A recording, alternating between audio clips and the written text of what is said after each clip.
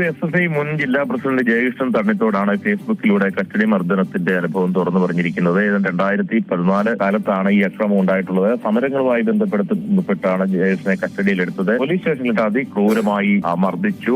കണ്ണിലും ദേഹത്തുമൊക്കെ മുളക് സ്പ്രേ ചെയ്തു. മാരകമായി തന്നെ മർദ്ദിക്കുകയും ചെയ്തു. 6 മാസക്കാലം കോട്ടയം മെഡിക്കൽ കോളേജിൽ ചികിത്സയിൽ കഴിയേണ്ടി വന്നു. 3 മാസം ജയിലിലടച്ചു. ഒറ്റ രാത്രി കൊണ്ട് 14 കേസുകൾ ജയകൃഷ്ണനെതിരെ എടുത്തു. ഈ കേസുകളിലെല്ലാം തന്നെ കോടതി പിന്നീട് വെറുതെ വിടുകയും ചെയ്തു. അന്നത്തെ കോന്നി CI ആയിരുന്ന മധുബാബുവിനെതിരെയാണ് ഇപ്പോൾ ഈ പരാതിയുള്ളത്. ഇപ്പോൾ ആലപ്പുഴ DYSP ആണ് മധുബാബു. ജയകൃഷ്ണൻ മാത്രമല്ല, മറ്റൊട്ടേറെ പരാതികൾ മധുബാബുവിനെതിരെ ഉള്ളതാണ്. പത്തനംതിട്ടയിലെ കരിക്കിനേത്ത് കേസ് അട്ടിമറിച്ചതിൽ ഡീപ്രമോട്ട് ചെയ്യപ്പെട്ട ആളാണ്. പത്തനംതിട്ടയിലെ അഭിഭാഷകനെതിരെ പല കേസുകൾ എടുത്തതായി മറ്റുള്ള ഒരു ആരോപണമുണ്ട്. കോൺഗ്രസിന്റെ നിലവിലെ തിരുവനന്തപുരം ജില്ലാ അധ്യക്ഷനാണ് നേമം ഷജീർ. 8 വർഷങ്ങൾക്ക് മുമ്പ് നേമം പോലീസ് സ്റ്റേഷനിൽ വെച്ച പോലീസിന്റെ അതിക്രൂര മർദ്ദനത്തിന് ഇരയായാൽ 2017 മെയ് മാസം 14-ാം തീയതിയാണ് പോലീസ് സ്റ്റേഷനിൽ ഈ സംഭവം ഉണ്ടാകുന്നത്. അന്ന് പിന്നെ എൻ്റെ സഹപ്രവർത്തകനും ബൂത്ത് പ്രസിഡന്റായ ഒരു കണ്ണനെതിരെ ഒരു പരാതി ഉണ്ടായിരുന്നു.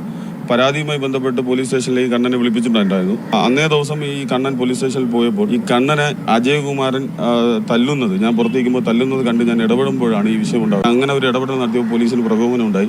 എന്നെ തന്നെ നേരിട്ടൊന്ന് ആദ്യം 2 തല്ലുകയും ചെയ്തു. അപ്പോൾ നീ ആരുടെ ഇടപെടാൻ എന്ന് ചോദിച്ചുകൊണ്ട് വീണ്ടും തല്ലി എന്നെ പോലീസ് സ്റ്റേഷനിൽ നിന്ന് വീണ്ടും അടിച്ച് ഇറക്കുകയാണ് ഉണ്ടായത്. ഞാൻ പോലീസ് സ്റ്റേഷൻ്റെ മുന്നിൽ നിന്ന് എൻ്റെ പ്രതിഷേധം അറിയിച്ചു. എന്നെ വലിച്ചകത്തേക്ക് സ്റ്റേഷനകത്തേക്ക് കൊണ്ടുപോയി. പിന്നെ ക്രൂരമായ മർദ്ദനമാണ് പിന്നീട് ഉണ്ടായത്. ആദ്യം ഒരു 10-60 തവണ എൻ്റെ ചെകിടത്ത് ഈ 2 പോലീസുകാർ അടിച്ചു. അതിനുശേഷം SI സമ്പത്ത് വന്നിട്ട് മുട്ട് കയറ്റി നിരവധി തവണ എൻ്റെ അടിവയറ്റിലും ശരീരത്ത് ക്രൂരമായി ഇടിച്ചു. അത് കഴിഞ്ഞിട്ട് എന്നെ കുനിച്ചു നിർത്തി ഇടിച്ചു.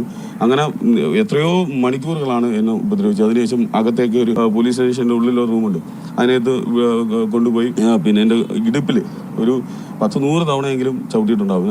ഓരോ തവണയും ഞാൻ എന്നോട് എഴിക്കാൻ ആവശ്യപ്പെടുകയും ഞാൻ എഴിച്ചു വരുമ്പോൾ വീണ്ടും എന്നെ ചവിട്ടി തറയിടും. അങ്ങനെ അദ്ദേഹം ഞാൻ ഇങ്ങനെ അവസാനം എന്നെ ഉപദ്രവിക്കല്ലേ എന്ന് പറഞ്ഞ് അദ്ദേഹത്തിൻ്റെ കാല് പേരെ പിടിക്കുന്ന ഒരു സംഭവം ഉണ്ട്. പക്ഷേ അല്പം പോലും വിട്ടുവീഴ്ച ചെയ്തില്ല. അവൾ വീണ്ടും എന്നെ ചവിട്ടിക്കൊണ്ടിരുന്നു. എന്നെ ക്രൂരമായി ഇടിച്ചു. ഞാൻ 1 മണിക്കൂറോളം എന്നെ ഇടിച്ചുകൊണ്ടേയിരുന്നു. അവസാനം ഏകദേശം എൻ്റെ ബോധമൊക്കെ പോയി. അവസാനം ഞാൻ ഇവിടെ കിടന്ന് മരിക്കുമെന്ന് ബോധ്യപ്പെട്ടപ്പോഴാണ് ഈ സമ്പത്തും അതിൻ്റെ നേതൃത്വത്തിലുള്ള സമ്പത്തും മറ്റു പോലീസുകാരും എന്നെ ഈ അവരുടെ ജീപ്പിലിട്ട് വേറൊരു പോലീസ് സ്റ്റേഷനിൽ കൊണ്ട് തള്ളുന്നത്. ഞാൻ മനസ്സിലാക്കുന്നത് അത്രയും വളരെ ക്രിമിനലായിട്ട് ബുദ്ധിയോടുകൂടി ചിന്തിക്കുന്നവരാണ്. അപ്പം ഈ പോലീസ് സ്റ്റേഷനിൽ കിടന്ന് മരിച്ചാൽ എന്ത് സംഭവിക്കും എന്നുള്ളതാണ് അവരുടെ അപകടം. കണ്ണുറന്നപ്പോൾ കണ്ടത് കുറേ പേപ്പറുകളും പിന്നെ വൃത്തിയില്ലാത്തൊരു വാഷ് ബേസ് ഒക്കെ ഉള്ള ഉപയോഗിക്കാത്തൊരു റൂമിനകത്ത് എന്നെ കിടത്തിയിരിക്കുന്നതാണ് പിന്നീട് ഞാൻ കണ്ണുറന്നപ്പോൾ കണ്ടത്. അവസാനം ഈ എന്നെ കൊണ്ടുപോയി പോലീസുകാരൻ ഞാൻ ആക്സിഡൻ്റായി വഴി കിടന്ന് കിട്ടിയതാണ് എന്ന് പറഞ്ഞ് എന്നെ ഏൽപ്പിച്ചു എന്നാണ്. അതിനകത്ത് അന്ന് ഉണ്ടായിരുന്ന പാറാവരൻ, ആ തിരുവനന്തപുരം സ്റ്റേഷനിലെ പാറാവരൻ തന്നെ പറഞ്ഞു. പാർട്ടി പ്രവർത്തകരാണ് എന്നെ എടുത്ത് മെഡിക്കൽ കോളേജിൽ കൊണ്ടുപോകുന്നത്. അപ്പോൾ മെഡിക്കൽ കോളേജിൽ കൊണ്ടുപോയപ്പോൾ തന്നെ അത് അടിയന്തരമായി എൻ്റെ ഭക്ഷണത്തിലും ഈ പറയുന്ന ജനനേന്ദ്രിയത്തിലൊക്കെ ഭയങ്കര സാരമായ പരിക്കുണ്ട് എന്ന് പറഞ്ഞു. അടിയന്തരമായി ശസ്ത്രക്രിയ ചെയ്യണമെന്ന് പറഞ്ഞു.